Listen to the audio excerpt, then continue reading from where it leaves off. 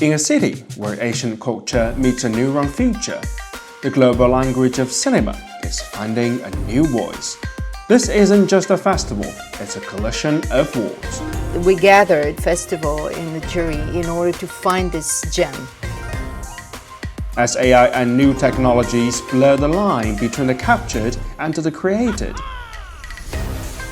we face a digital frontier. Did they push cinema forward? Was it something I haven't seen before? Is this the start of a new era of filmmaking?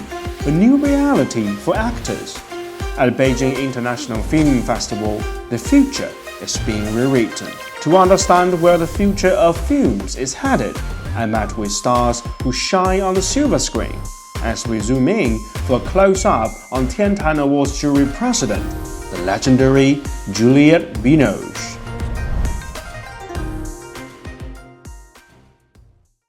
Welcome to China Daily Show. So the show's name is Cultural Frontline. So my first question is, what is that frontline of Beijing International Film Festival that attracted you the most? Well, what we're trying to do in the festival is to try to find a diamond of a film. It can be the story, it can be the way it's done, it can be in the acting, but something that's going to enhance you, that's going to take you somewhere that you've never seen before. Because cinema is an art, and so to try and understand what is the most artful, expression of cinema. We gathered, in a festival, in the jury, in order to find this gem. And it takes a lot of discussions because we have different sensibilities, different ideas. But that's so interesting because you learn and you may change your mind as well, so you're transforming throughout the whole process. This year I noticed there's an AIGC film section this year. And what do you think of the new technology's influence on the current film creation and how we use that technology, or that technology may influence the current creators of the film? I think technique is a medium, it's a way of telling a story. At the end of the day, when you watch a film and it stays in you, in your mind, in your heart, in your body somehow, it's more important than seeing beautiful, frames and technique. And I think you have to go back to the core of making a film, which is, what kind, not only the story, the way it's been told. See, when you're a kid, you watch, you have stories and it stays in you forever. But you've made that, the technique is just to help the story. But if you put the technique before the story, at the end of the day, at the end of watching a film, you feel, well, yeah, that was technically very well done, but it doesn't stay in you. Yes, because I've seen so many of your films. A lot of those stories of those films stays in my heart for the past 20 or 30 years. So I do think you have that magic to create a good story. Everybody has the magic. You just have to dare opening the door of your magic and entering inside of you somehow. The actor has to believe deep in his own being, in his heart, in his guts, in his cells, and his mind, and you have it inside you. So you just have to lift it into that place, but go down into your being, definitely. Yes. And then the story is going to be told even better, and it's going to stay in the audience's heart. Speaking of good stories, I know you have been visited China for many times, many years. I believe there are Chinese stories that happen on the streets, that happen around you, that make you feel interesting. So beyond the screen, beyond the Beijing International Film Festival, inside Beijing, inside China, what are those good stories that's impressed you, or those beautiful scenes that impressed you? Just meeting people. What their life, everyday basic life. There's a story in each of us, and I've been traveling, in different places, and I'm always very moved. And I love seeing this simplicity and some traditions I really love in China. I love the countryside. and the mountains, the special, yellow mountains, spiritual mountains. I love all the legend, the poetry. For me, it brings so much awareness of why we're here on Earth. It's a way to prolong your thoughts and your being into nature and the beauty of nature. So I think in a lot of places in China, you still have that. Yeah. Is it possible in the near future you created any films based on this kind of scenes, this kind of atmosphere, or I'd love to telling be in a story? film like that. Yeah. I'd love to be in a film like that in China, of course. Maybe it'll happen. My question is, do you believe the same good story can penetrate those generations? Absolutely. So what I was saying actually at the press conference today is like, it's not because it's film, it's a film that it's cinema. Cinema is an art form. It's like painting. It's an art. So if you're really interested in knowing what it is, you've got to go back to the history of cinema and try to find out by yourself. You've got to search yourself because there are so many images today and so many films, but it doesn't mean it's cinema. You just have that in mind. You mentioned that things that also bother me, that there are so many pictures, so many films, so many content information coming to people's mind all together. We are content receivers, so we don't know what to see every day, so there are so many things coming in front of our faces. You just have to know how it feels inside after you've experienced those images of this or that. How do I feel? Did I feel nourished? Did I feel good? Did it open my mind into a place that made me happy? I learned something so different. Then I thought, that's the questions. You've got to ask yourself. If it doesn't bring that, move on. Find something else. And I know the addiction. I know it can be very addictive, obsessive addiction. Try and change it. I feel like I didn't lose my time in my life is meaningful at that moment. I will take this film forever in my life. So after all these years, what kind of story still touches you, and what kind of role that still interests you and make you want to be a part of? As an actress, or as a director, or as an audience? Now, I've experienced so many. I was very lucky. I worked with wonderful directors and actors, and it's true that the films that I gave myself a share, because as an actor, you've got to give yourself a lot. Otherwise, nothing's going to come out. But at the end of the day, it's worth it, because it gives a sense of purpose. Yes. And I think when there's purpose in your life, then it makes you happy. It makes you lighter in a way. The lightness, it comes from being really in your own path, and choosing a path that is meaningful to you. Yeah. It will be meaningful to others as well. Yeah, because everyone is watching you, because people around you is watching you, and we have the influence for the younger generation. They're not watching you, they're watching what's going through you. It's not about yourself, it's not about ego. You're using your ego in order to give something that is beyond. It's bigger than yourself. And you can say it's love that's going through me. It's intelligence that's going through me. Because it's not about you.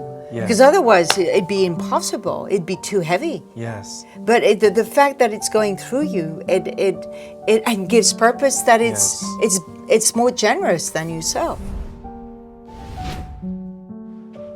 From the iconic theme music of Titanic to the immersive world building of the Avatar franchise, another guest of the Beijing International Film Festival has shaped the sound of modern cinema. Join me as I dive deep into the creative mind of Simon Franglen. And today is about a class, and I've been in your classroom for a little bit while. And my first question is going to be, what is the most important thing you want to express to all the young students here in this university?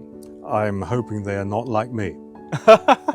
I hope they're like themselves. I hope they write their own music and they mix their own sound and they have their own journeys to go on, but I can tell them a bit about my journey. I think the most important thing that's going to be in terms of their journey is going to be understanding that it's not a straight road, that the road curves, and that there will be times when it goes great and there'll be times when it goes terribly, and you have to allow for those curves and for those left turns to happen and embrace them and know that that is part of the creative journey. Yes, I always thought composing is a very complicated work because I see your demonstration how a soundtrack can compose hundreds of small parts and small details of it. So how many details that was involved, and what are the things that would inspire you to create one of that epic soundtrack? I think the first film scores that I worked on were all done with tape before we had digital tape recording. And there might be 8 or 16 or 24 tracks. And you had to restrict yourself to the number of tracks that you had available. And that gave you a focus. Sometimes less is very good. The fact that I can have 1,000 tracks now, I think it's because of my background, it's because of the years I've spent that I know how to use them without getting lost in the music. The process is more like cooking a dish and using spices.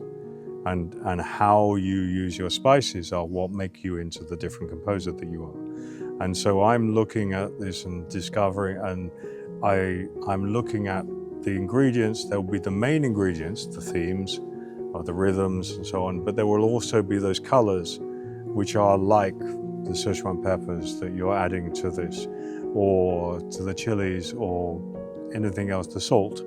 Those things are the extra elements that elevate a dish from being just something that's boring into something that is sophisticated. I've used both traditional instruments from China, erhu and guzhen and pipe and morinhe. We take some of the amazing singing from Yunnan province and so on. There is amazing different textures available in China. Morinhe, the string instruments, they became a key part of the sound of the ash in Avatar Fire and Ash, because the Ash tribe, that texture, those strings were an important thing that I could bring in.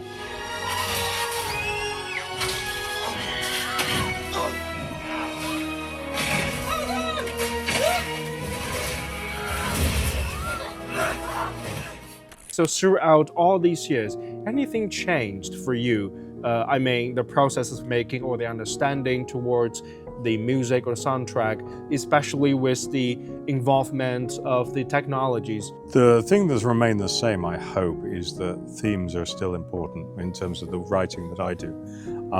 But what has evolved is the technical levels of recording that we have now are the best there have ever been. I have been working with looking at AI systems. I will not use AI systems to write. I've been looking at AI systems to support some of the things we do in terms of library management, in terms of organizing the material that we deal with, because we deal with terabytes and terabytes and terabytes of data. And so AI systems are very good at doing things like that. Now, my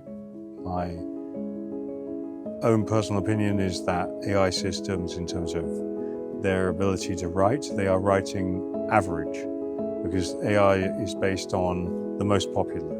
It looks at the most popular responses and tries to emulate that, which means that everything ends up with a layer of gray across it. I think also the problem with AI systems is that it may take away from young composers and young musicians at the beginning of their career. That allowed me to learn. If all of that training at the beginning of my career had disappeared, it would be tough for me to get to the next level. I've had to do things the longhand way. I've had to create music using no computers. And therefore I have skills that are based on, I have a big library of books that I can pull from. If you have AI systems just orchestrating for you, if you have them doing all the arrangement and making all the instrumentation for you, then the mistakes are where the magic are. I look for the wrong notes, because the wrong notes are what make me me. The right notes, everybody can write the right notes, but it's the wrong notes that I choose that make me me as a composer.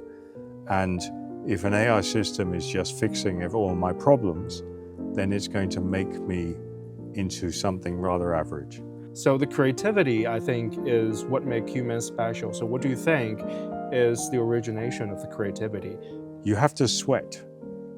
Creativity is 95% sweat and struggle and 5% inspiration. And if you have no sweat and you have no struggle, then that means then the inspiration will not have anything. You have to have a rigorous testing of your music by yourself and by your director and so on. And that comes with effort and struggle and pain. And if they're not, all of that is gone. If I just put my food in the microwave and press heat, and there is my dinner, that's not the same as cutting up all the ingredients and making the dish by hand. Okay, let's bring the topic back to the Beijing International Film Festival. So among all the works you have seen now, so what may be those elements that would impress you? In this case, the films needed to challenge me. They needed to make me think. Did they push cinema forward? Was it something I hadn't seen before? Or did it tell me something about humanity? Those were the three criteria I was using. You're looking for something that is new. You're looking for the storytellers of tomorrow, and you want to see some great direction, you want to see great acting, you want to hear a great score. You want to see all of the skills that are required, because a film is not one person, a film is an entire crew of people, and therefore there are so many different elements to make it great. I think that China has a great heritage of music. I'm looking forward to seeing what happens if somebody takes some music from the different areas of China and then takes it to the next generation somewhere new.